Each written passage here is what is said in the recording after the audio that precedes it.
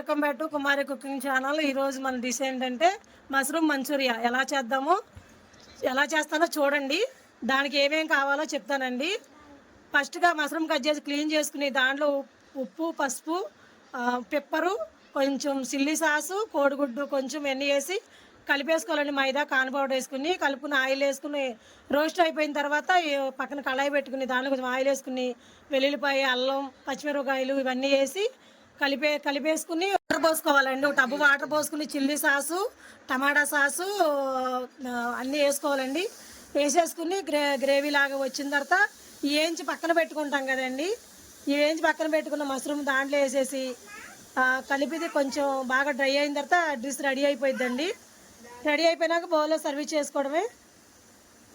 తింటుంటే చాలా బాగుంటుందండి. ఈరోజు కర్రీస్ కూడా పెట్టాను.